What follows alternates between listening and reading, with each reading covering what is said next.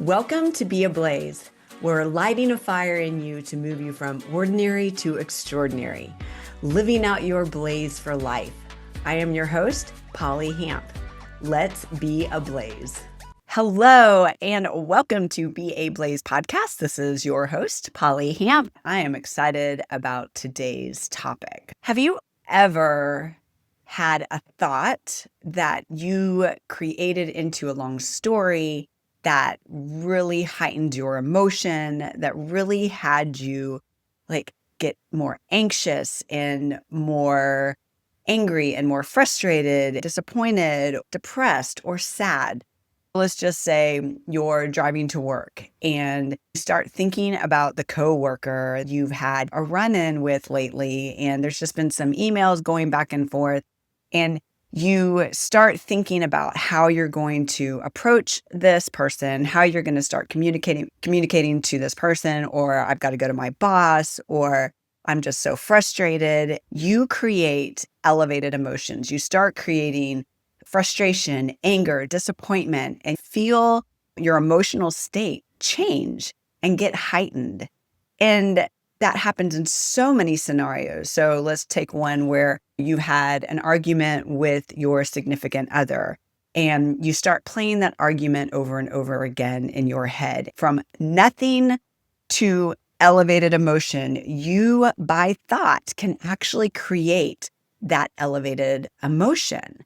And so today's topic is, what story are you telling yourself? What story are you rehearsing over and over again that keeps you in these frustrated, negative states? Frustration, disappointment, your body is in survival. You can't shake the thought. You can't get rid of it. You keep hyper-focusing on it. You keep trying to fix it. You get frustrated and you just stay in a state of frustration. So today I really want to talk about the importance of what story you're telling yourself.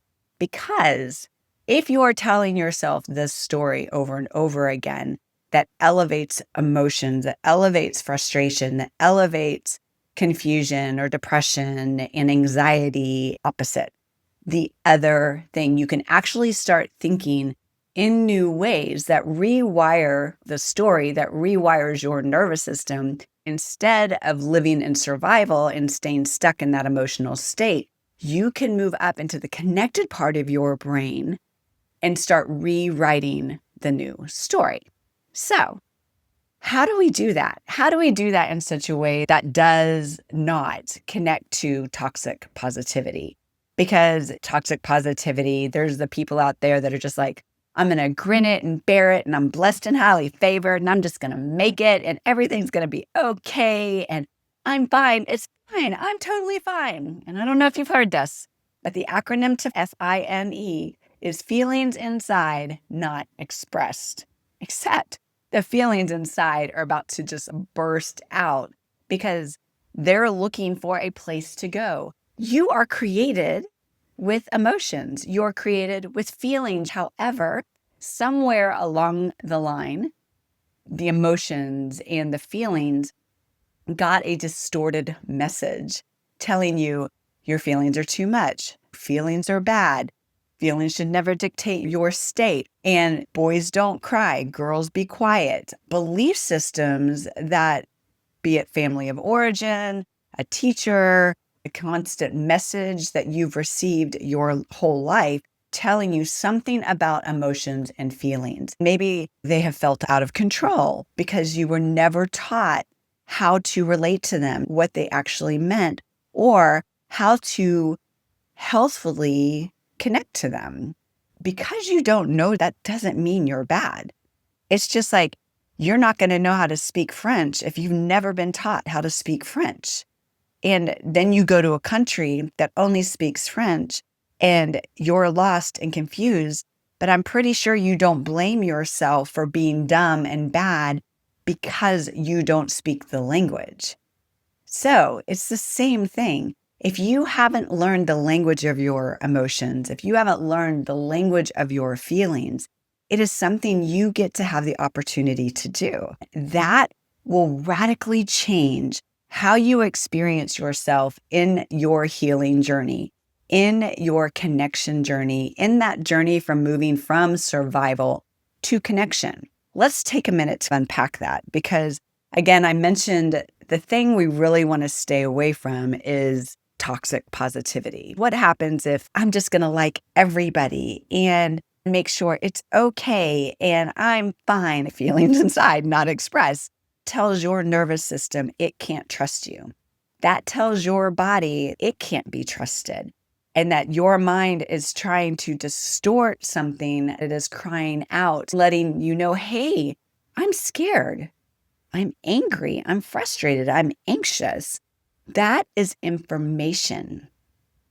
Information is important because when we look at it through a curious lens, we can start connecting to those emotions, giving them a voice, starting to understand where they come from and why they're there. From that place, we can begin to connect to that and heal in a whole new way. So instead of the toxic positivity, it was like, I'm just going to put a big smile on my face and cover it up and be totally fine. All the Polly and the sunshine stuff. And there is a place for that, but not in the way that you think. If we are trying to force a belief system on ourselves that does not align with what we've experienced, then our body and our nervous system will reject it. And it'll reject it because it's like, you are full of it. I'm trying to have an emotion here, and all you're trying to do is cover it up with a Band-Aid by smiling and saying everything is fine while we are drowning inside.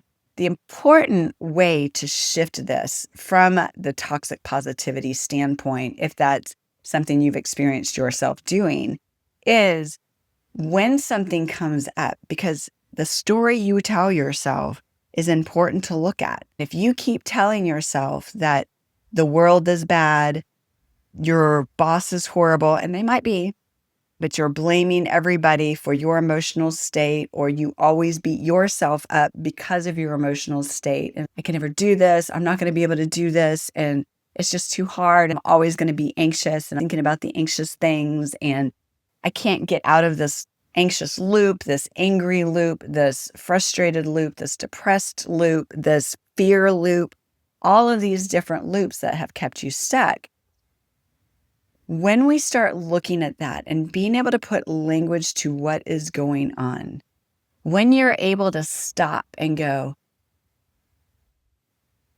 when my boss yells at me, or my coworker ignores me or chastises me, I feel scared. You start putting language to what's going on. I feel angry. Anger is not a bad emotion. All of our emotions are created beautifully by our creator, right? Each emotion has its place. It's what we do with it where it can either become distorted or healthy and helpful.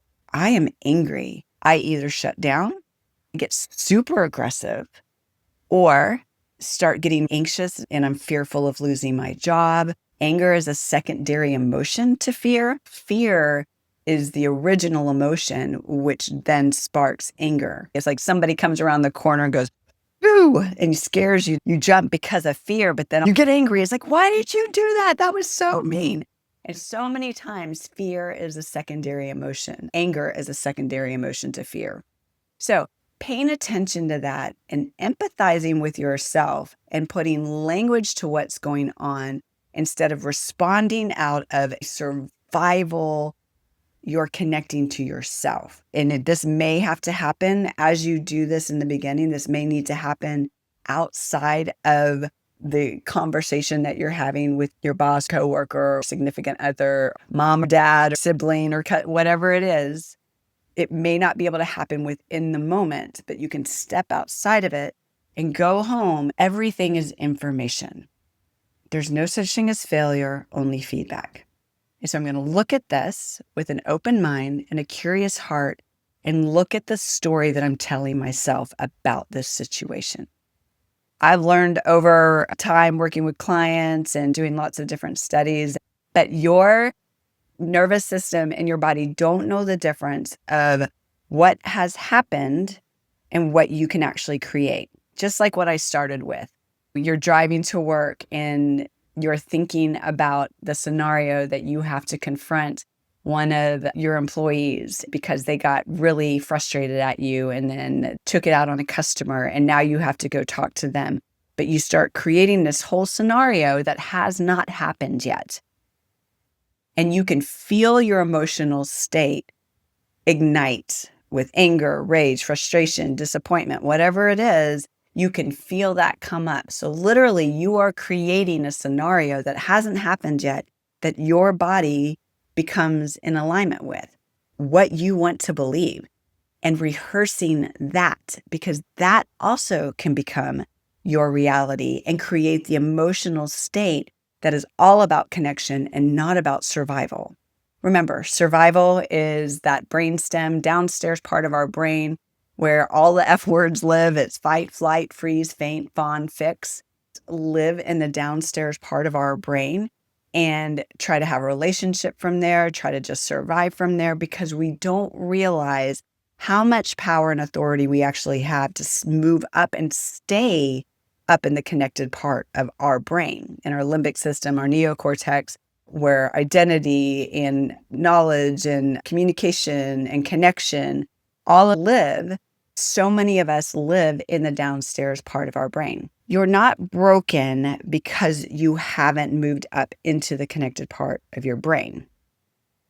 It is the way we've learned how to survive. It is a survival instinct. And if you've never been taught connection and communication from that level, from that part of your brain that brings peace, love, joy, compassion, kindness, strength. And that doesn't mean that frustrating things don't happen, but you do it from a place of not trying to survive and fight, flight, freeze, faint, fawn, fix.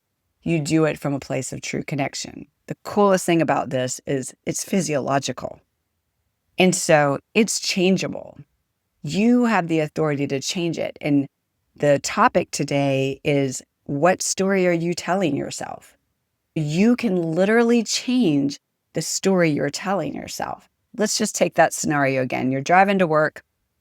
You start thinking about the person that emailed you and included the whole department. Now everybody has read the email of you getting shredded by maybe this oversight person. And you're embarrassed, you're frustrated. It's like, how am I going to respond to this person? I should really just give it to them because I've got some dirt on them. Man, I could really just smear them. And you start creating that story, that elevated emotion that's really competitive and cruel and angry and all that. How would you rewrite the story that would bring your nervous system into connection and alignment and coming from the top part of your brain? This is that place of going, what do I want to believe about myself? What do I want to believe about the person?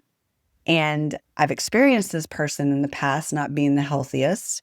And what if I start communicating in a different way? Because this person, because you work with them, more than likely needs to be communicated with. How do I stay connected to myself in a way that they don't get to have control over my emotional state anymore?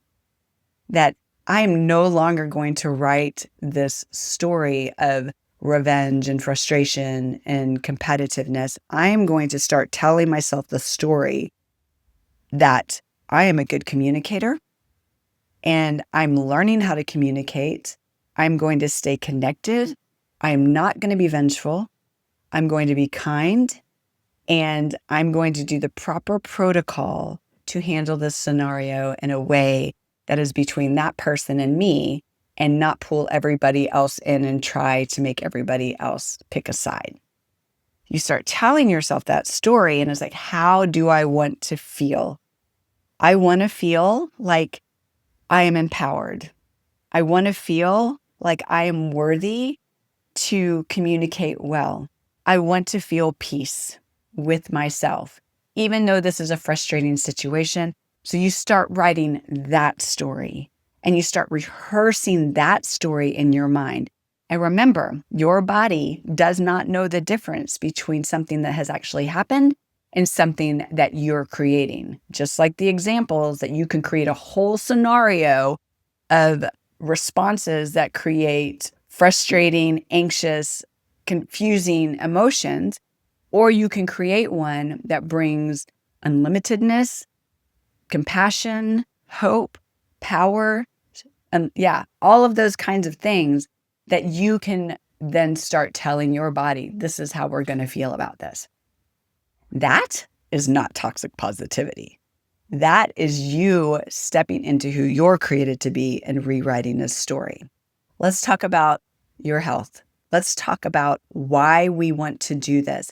Every single moment of every single day, you have the option of how you're going to respond and how you're going to play out the stories in your mind. In the beginning, if you've not ever done this, you're living in an unconscious state. I think the statistic is 90% of the time we are living in an unconscious state where we are not aware. And so these thoughts, these emotions wash over us and we wonder why we're so anxious. We wonder why we're so exhausted. We wonder why we're so angry. It's not. This is not just the way it is. You get to change it. You get to make a decision and start becoming consciously aware of every single thought connected to an emotion and what it creates. In the beginning, you might be going, oh my gosh, that is so much stuff. That is way too many things I have to think about. And in the beginning, yes, it is. It's just like starting anything new. If you're going to learn French, starting in the beginning, you're like, this is confusing and so hard. And I can't do my tongue right. And I was like trying to pronounce things and I don't understand the structures. And in the beginning, it can be confusing and exciting because you are learning a new language. And when you learn that new language, you can communicate in more ways. And so look at it as not this barrage of overwhelming thoughts and emotions that you're trying to put a language to and rewrite the story, but look at it as this exciting adventure of you being curious about how you're going to rewrite the story and how you're going to live in this connected place of your mind and change your nervous system, change your thought processes, and you will literally change your life. It will completely change how you see, how you experience, how you communicate, and it is the most beautiful, powerful experience that you get to experiment with. You'll notice some people may not be real thrilled about your change. And that can feel a little stingy and a little bit disappointing because some people have benefited off of the story you have been telling yourself your whole entire life. When you begin to change that and they no longer benefit from your anger or frustration or disappointment, then relationships can change. And so look at that as an opportunity. I am not just here to live from survival. I am not here to always be anxious. I'm not here to always be depressed or angry or frustrated. I am here to live a fully unlimited, powerful, fiery life that can radically change mine, but then also the world around me.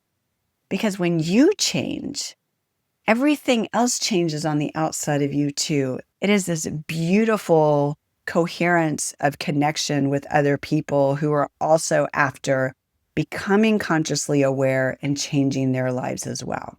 The question I started with is, what story are you telling yourself?